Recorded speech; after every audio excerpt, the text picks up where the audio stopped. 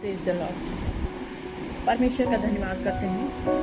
3 अध्याय, उत्पत्ति के 3 अध्याय पूरे हो चुके हैं। आइए चौथे अध्याय से बात करते हैं कि तीसरे अध्याय में क्या देखा हमने कि आदम और हव्वा ने परमेश्वर की आज्ञा का पालन नहीं किया।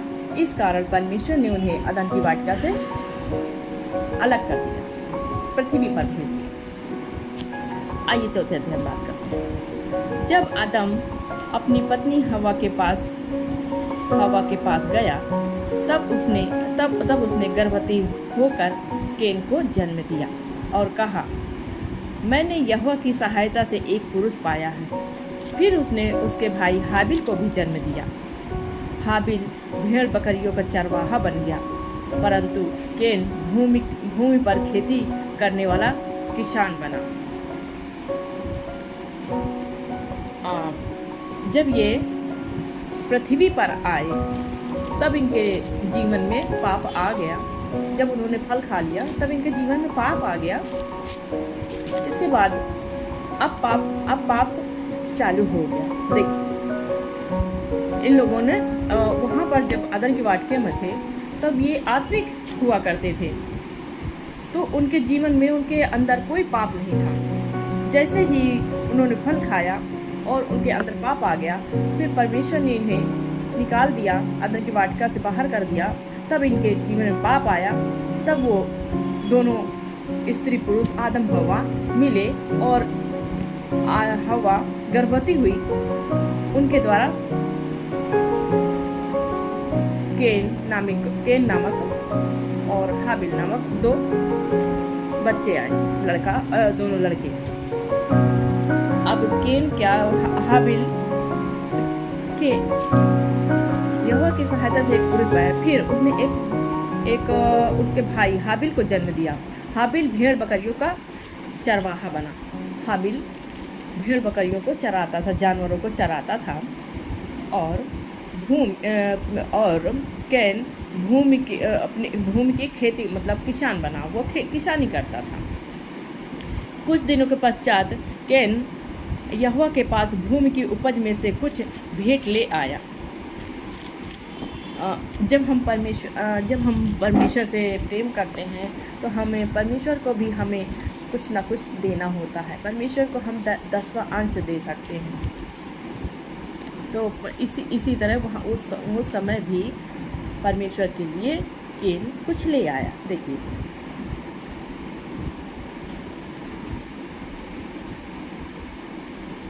तब यहोवा ने हाबिल और हाबिल ने अपनी भेड़ बकरियों के कई एक पहलेठे बच्चे भेंट चढ़ाए।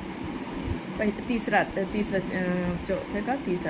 कुछ दिनों के पश्चात कैन हव्वा के पास भूमि की उपज में से कुछ भेंट ले आया और हाबिल भी अपनी भेड़ बकरियों के कई एक पहलेठे बच्चे भेंट चढ़ाने के लिए ले आया और उसकी चर्बी भेंट चढ़ाई।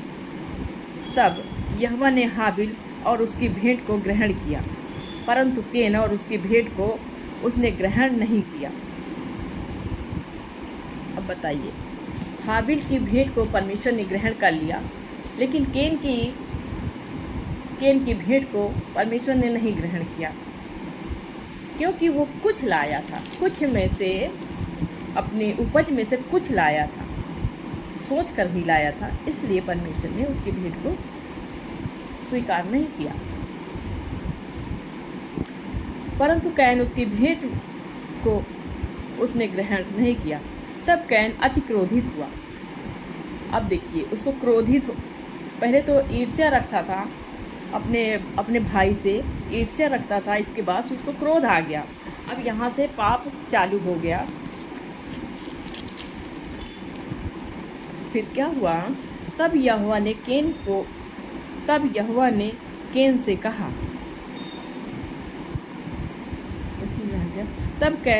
तब कैन अति क्रोधित हुआ और उसके मुंह पर उदासी छा गई। कैन अति क्रोधित हुआ, मतलब उसको गुस्सा भी आया, नाराज हुआ और उदास भी हो गया। तब यहोवा ने केन से कहा, तू क्यों क्रोधित हुआ? परमेश्वर से बात कर रहे हैं, तू क्यों क्रोधित हुआ और तेरे मुंह पर उदासी क्यों छा गई है? यदि तू भला करे तो क्या तेरी भेंट ग्रहण न की जाएगी? यदि तू अच्छा काम करे, भला करे, दूसरों के बारे में अच्छा सोचे, अपने भाई के बारे में अच्छा सोचे, तो क्या तेरी भेंट ग्रहण न की जाएगी? भेंट लेकर आया था, अच्छे मन से लेकर आया था, बट उसके अंदर जो ईर्ष्या थी, जलन था, क्रोध था, इस कारण परमेश्वर ने उसकी भेंट को स्वीकार नहीं किया।